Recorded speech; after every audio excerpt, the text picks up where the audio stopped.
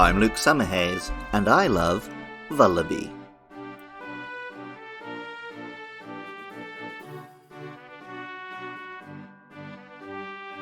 Vultures are a family of birds known for scavenging dead animals.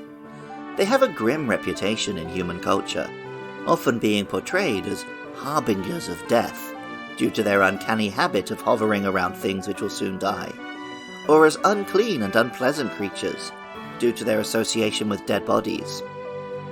In reality, vultures are actually really key to their ecosystems, able to eat rotted flesh and absorb bacteria which would otherwise spread disease. They mate for life, share with their fellows, and generally do a service for their habitat. Just as with human funeral work, vultures taking the burden of handling the dead is something to be thankful for, not something to deride.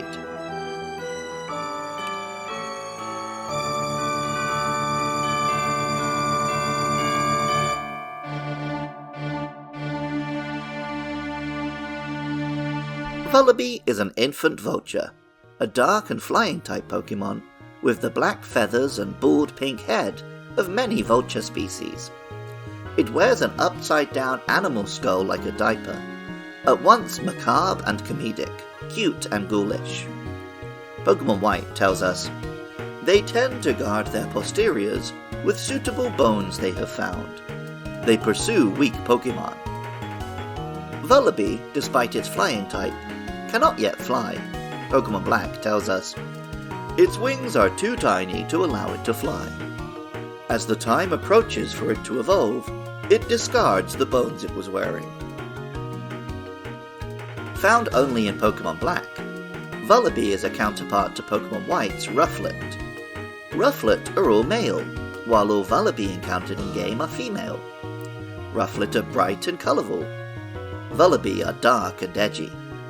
Both are based on birds found widely across the Americas, although where eagles are beloved, vultures are despised. The name Vullaby combines vulture and baby. Oh, and also lullaby, so maybe it's Vullaby? Appropriate for an infant. The Japanese name is slightly less clever, Vulchai, from vulture and child. And it stays a child for a long time. Also like Rufflet, this Pokemon does not evolve until level 54, when it becomes Mandibuzz. Mandibuzz has the long, snake-like pink neck of a vulture, as well as the black and white feathers.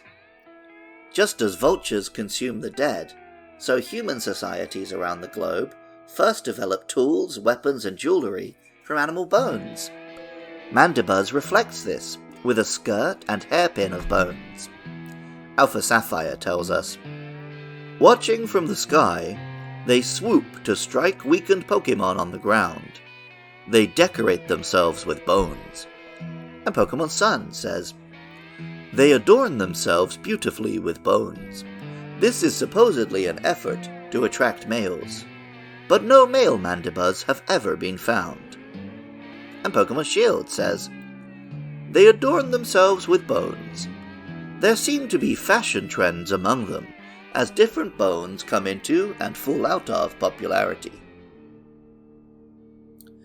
Mandibuzz is a dark type, and although vultures are associated with death, they are friendly and communal creatures in their own way. Mandibuzz also reflects this. Pokemon Sword says, although it's a bit of a ruffian, this Pokemon will take lost Vullaby under its wing and care for them until they're ready to leave the nest. And Ultramoon says, it's always searching for food for Vullaby. When it finds a weak Pokemon, Mandibuzz swoops it right off to its nest.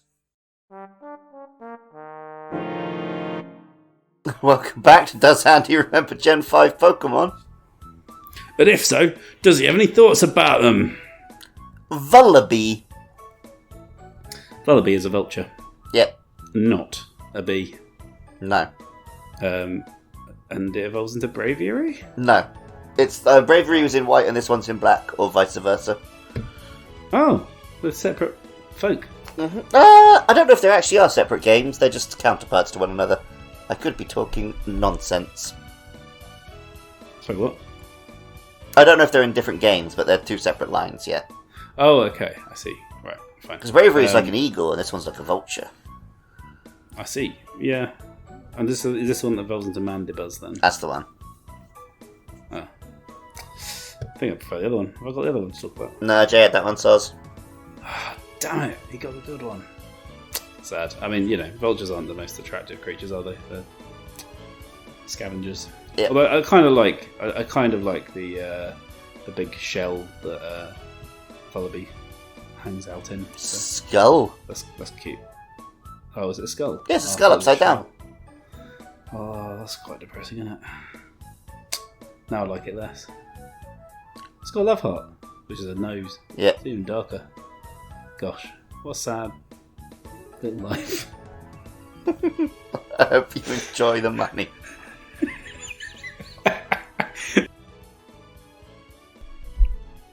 We may not want to eat what Vullaby serves on Come Dine With Me, but Mandibuzz had a much more successful competitive career than its counterpart Braviary.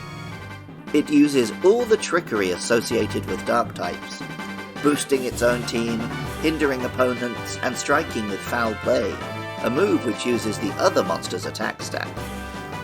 It started strong, and only became stronger, as the dark type was afforded more boosts, and the Pokemon with which it worked well developed. Mandibuzz has made it to second place in a world tournament, with plenty of other impressive league positions. The name Mandibuzz combines mandible, a bone in the lower jaw, with the buzz from buzzard, a colloquial term for scavenger birds like vultures.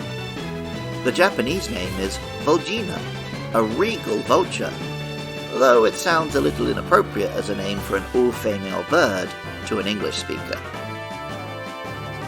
It's unfair that the eagle, a predator, is seen as a brave and noble creature, while the vulture, which only eats that which is already dead, is so often depicted as somehow villainous. Perhaps with more education, and a move away from war and towards peace, these feathered friends will be given the respect they deserve. Original music for Luke Loves Pokemon is composed by Jonathan Cromie. Artwork for the show is by Katie Groves. Funding is provided by listeners at patreon.com/podcastiopodcastius. For just $1 a month, supporters can listen to episodes a week early, and also help cover hosting and fees, making it possible for me to keep making episodes every week. I love hearing from listeners. Get in touch about upcoming Pokemon on Twitter or Facebook at LukeLovesPKMN. Drop a comment if you're watching the video, or a review on Apple Podcasts or Spotify. Coming up are Heatmore and Durand, so please get in touch about those or any other monsters. Even if you don't feel like doing any of that, thank you so much just for listening. I love Vullaby, and remember, I love you too.